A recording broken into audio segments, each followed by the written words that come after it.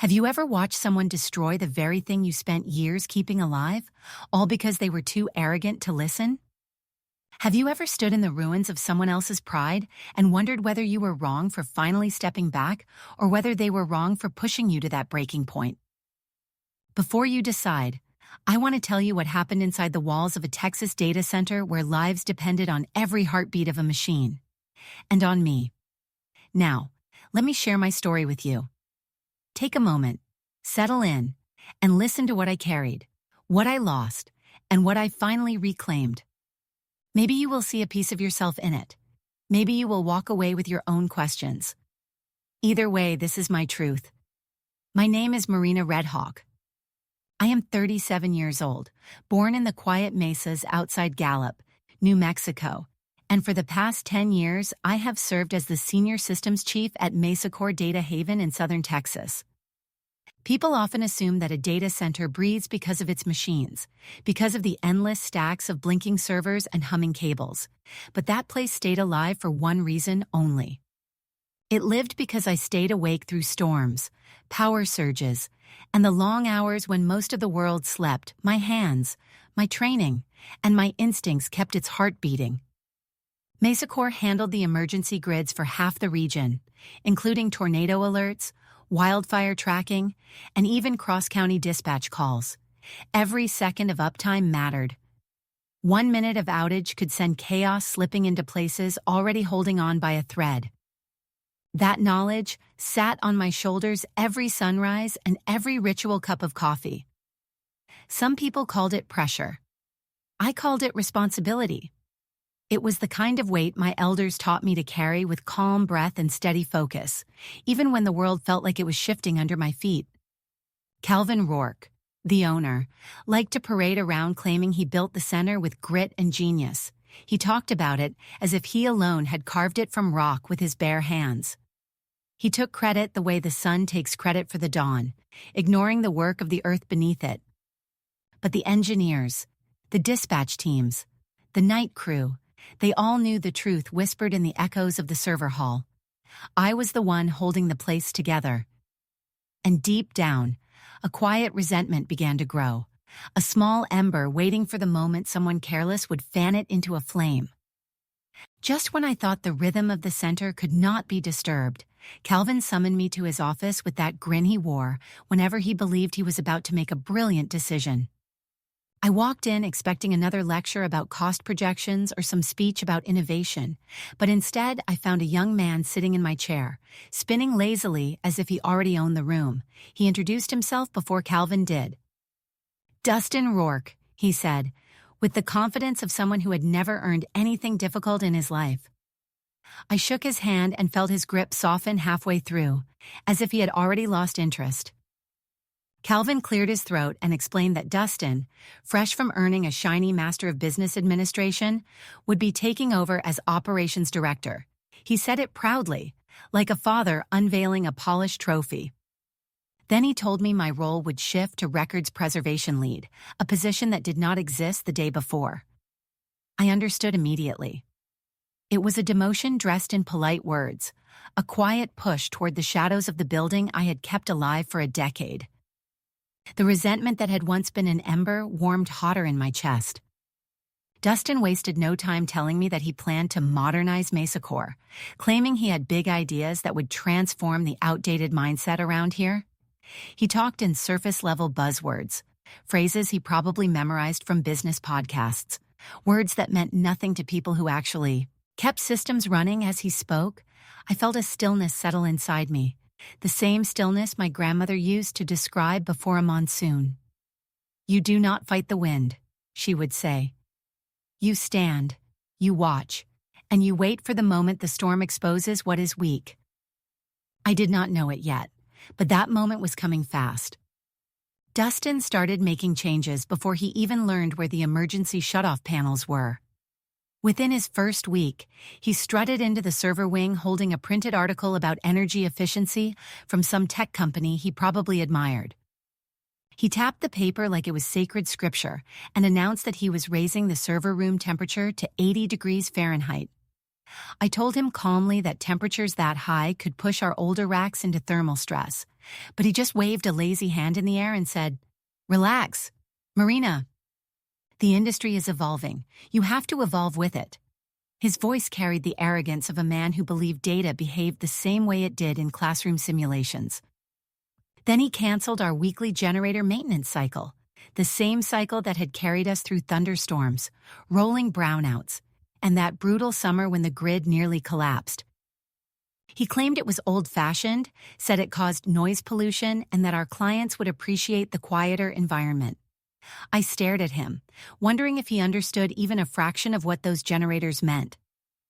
Without them, one stray lightning strike could turn the building into a hollow box full of dark screens. He smiled as if the whole thing were a game. Watching him tear down safeguards felt like watching someone shake a sleeping rattlesnake, convinced it would never wake. A mix of dread and disbelief settled over me as I realized he had no idea how close he was pushing us to disaster. He liked the image of leadership, but none of the actual work. Still, I kept my voice even, steady, intentional, just like the teachings I grew up with. You do not shout warnings during a storm. You watch the clouds, you track the wind, and you prepare for what everyone else refuses to see. And in that moment, I knew I needed to start preparing. I learned quickly that arguing with Dustin was like arguing with the heat itself. The more you fought it, the more it swallowed your breath. So instead of pushing back, I shifted into observation. Every reckless instruction he issued, every procedure he skipped, every system he optimized with business jargon, I documented with the precision of a historian mapping the fall of an empire. I created logs, wrote summaries, saved emails, captured screenshots, and stored everything in a secure archive he did not even know existed. If he insisted on syncing MesaCore with his shortcuts, then his decisions would be recorded in perfect clarity, timestamp by timestamp. In the middle of this quiet note-taking, I began reviewing our licensing and compliance certifications, something Dustin had no interest in learning. He believed permits were administrative fluff, but compliance is not fluff when you run a facility that supports emergency services. It is the spine of the entire operation. That was when I discovered something that made my pulse tighten. MesaCore's certification to operate high-risk infrastructure required a licensed systems officer physically present. Not just any officer. Someone with my exact credentials. Credentials I had earned through years of training, apprenticeships, and exams. Without me, the data center was not just vulnerable, it was illegal. And Calvin had never mentioned that to Dustin. Realizing that gave me a strange sense of calm. It was like standing at the edge of a canyon and finally understanding which direction the echoes traveled. I did not need to sabotage anything. I did not need to raise my voice. All I had to do was follow the rules Dustin ignored. My grandmother used to say that sometimes the most powerful way to fight is to stop holding up the roof for the man who never thanked you. I had spent years carrying that roof. Now, I began to wonder what would happen if I simply stepped aside. The moment I understood that MesaCore depended on my license to stay legal, fate delivered the perfect test. Calvin stormed into my workspace one afternoon holding a clipboard, his face red with the kind of frustration that only grows when a man realizes he cannot control something he refuses to understand. He told me the facility was overdue for its annual fire safety attestation and that Dustin had accidentally overlooked a few requirements. Then he slid the clipboard toward me and said I just needed to sign the forms. No questions asked. His tone carried that familiar blend of pressure and entitlement, the kind of tone that assumes loyalty will always outweigh integrity. I scanned the document and saw immediately that it was not just incomplete. It was fraudulent.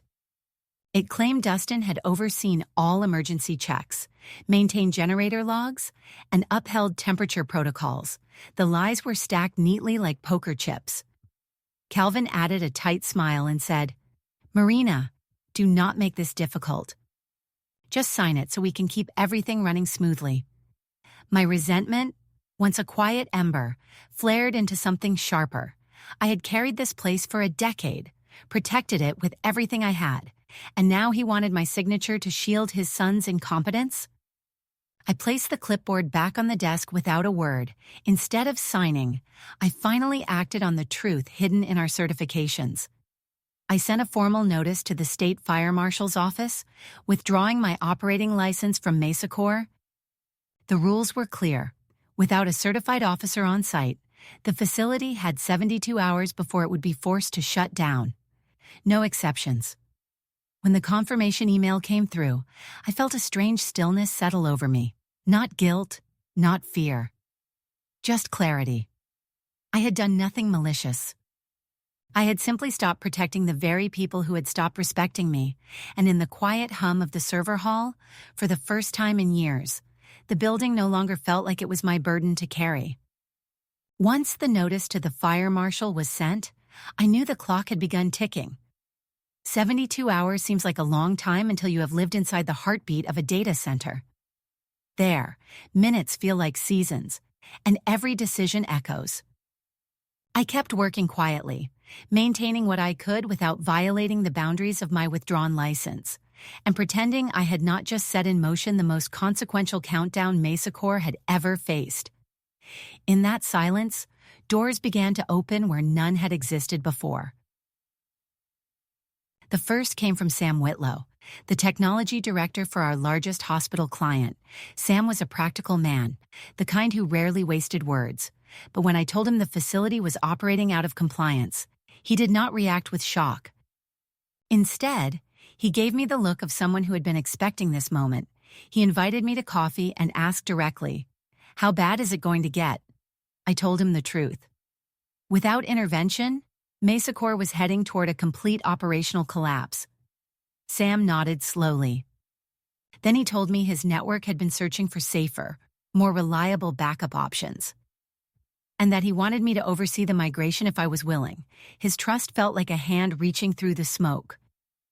The second door opened in the form of Evelyn Shoshone, an investor building a cutting-edge data center 2 counties north. She had heard about my record, my certifications, and my reputation for keeping systems alive no matter the storm.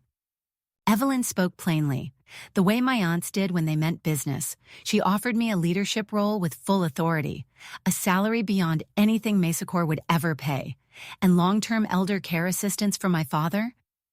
It felt like someone had placed a future in front of me and asked if I was ready to claim it. I agreed to help them transition their critical clients. Not out of revenge, though the satisfaction was undeniable, but out of a deeper sense that my skills no longer belonged in a place that treated me like an inconvenience. As the hours ticked down, I felt the shift inside myself. I was no longer the one trying to hold Mesa Corps together. I was the one preparing to walk away before the walls finally gave in. The countdown reached its final morning, and the building carried a strange heaviness, like the air before a storm breaks. Calvin and Dustin had no idea the fire marshal was on his way. They were too busy rehearsing for a major investor presentation, one Dustin insisted would prove Mesa Corps was entering a new era. He strutted around the conference room, straightening his tie and speaking loudly about his so-called innovations, as if volume could substitute for competence. I stood near the back wall, observing in silence, the same way I had watched summer monsoons build along the horizon as a child. The tension was familiar, almost soothing. As the investors settled in, Dustin began his presentation with a dramatic flourish, bragging about reduced costs, improved efficiencies, and modernized protocols. He even referenced his decision to cut generator maintenance, calling it a bold step toward smarter energy consumption. The investors nodded politely, absorbing his words without understanding the danger behind them. Calvin beamed with pride, convinced his son was securing their future. I felt a chill run through me, but not from fear. From the knowledge that the truth was seconds away, the conference room doors swung open with a sharp, echoing crack. Deputy Fire Marshal O'Neill stepped inside, clipboard in hand, badge visible. His voice was steady and official as he announced, Mesacor Data Haven is operating without a certified systems officer.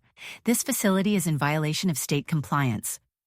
Per regulation, a full power shutdown will begin in 1 hour. The room erupted in confusion. Investors whispered urgently.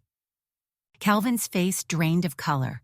Dustin blinked as if the words could not possibly apply to him. I watched the moment realization hit them.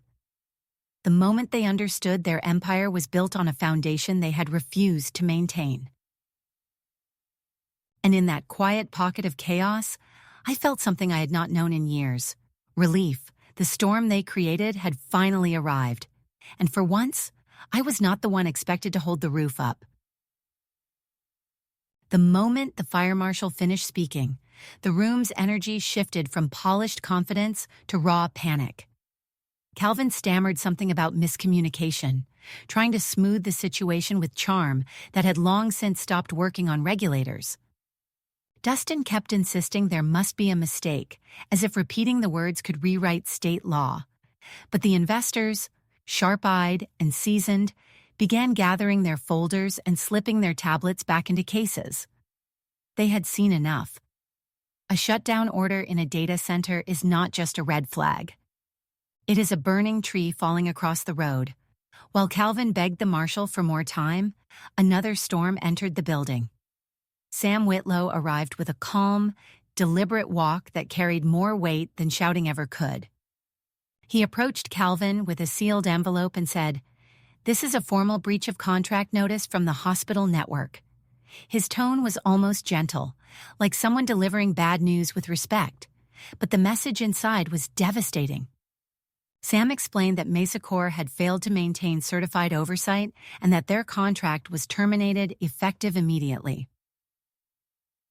Calvin looked at me then, not with anger, but with a kind of desperate disbelief, as if he had finally realized how much of the world rested on the work I used to do for him. His voice cracked when he said, "Marina, please tell them you can fix this." I did not answer right away. Sam stepped forward and revealed the part Calvin feared most. Their critical data had already been migrated to a secure backup site under my supervision. There would be no leverage, no negotiation, no bargaining chip left to hold. The investors watched the collapse unfold like a slow-motion implosion. Without the hospital network, Mesacor lost its largest client.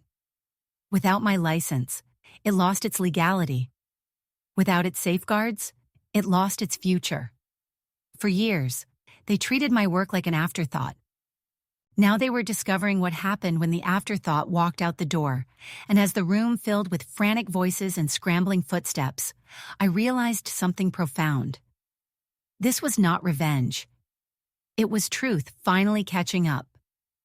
The chaos in the conference room spilled into the hallways like a ruptured pipe, spreading panic through the entire building. Engineers rushed toward their stations even though they already knew nothing they did could override a state shutdown order. Dustin followed behind them, shouting pointless instructions, his voice cracking with fear. For the first time since he arrived, he looked small, like a boy playing dress-up in a job far too big for him. Calvin chased after me, his footsteps heavy, his breath uneven, calling my name as if speaking it could make the past 10 years suddenly rearrange themselves in his favor. When he finally caught up, he grabbed my arm gently, almost pleading. "Marina, I will double your salary." "No. Triple it. Just stay. Just help us through this. You know we cannot do this without you." His voice held none of the arrogance he usually carried. It was raw, trembling, human in a way I had never heard before. But desperation does not erase disrespect, and fear does not undo years of ignoring every warning I ever gave. I looked at him and felt nothing but clarity. I told him calmly, "Calvin, I warned you. I protected this place for a decade.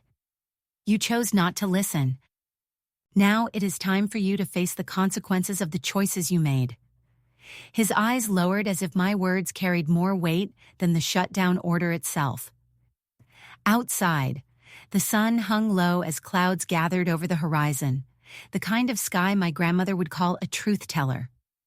I walked to the parking lot in steady steps, feeling the earth beneath me in a way I had not felt in years. As I reached my car, Deputy Marshal O'Neill approached the main breaker panel on the far side of the building. His hand rested on the switch.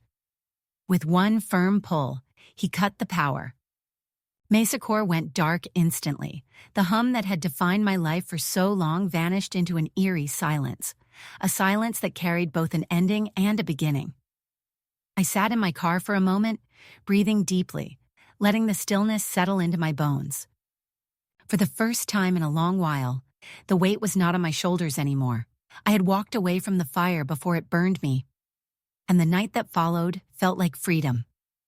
In the months that followed, the silence that once felt unfamiliar became my new rhythm. I settled into my role at Evelyn Shoshone's new facility, a place built with intention and respect, where every voice mattered and every system had room to breathe. I walked through bright hallways lined with new equipment, servers that hummed with purpose rather than stress, and a team that looked to me not with skepticism, but with trust. For the first time in years, I felt like my knowledge was not just tolerated, but valued. My father's care was secured, my work carried meaning again, and my days were filled with a kind of peace that felt earned. Meanwhile, Mesa Corps' fate unfolded exactly as the storm had predicted. The company filed for bankruptcy within weeks of the shutdown, its clients fleeing to safer ground long before the dust settled. When I drove past the old building one evening on my way home, I saw bright orange banners covering the windows. The once proud data center had been converted into a seasonal costume warehouse, complete with oversized pumpkins and plastic skeletons. The sight made me exhale softly, not in triumph, but in recognition of a truth. If you build an empire on arrogance, it will eventually crumble under its own weight.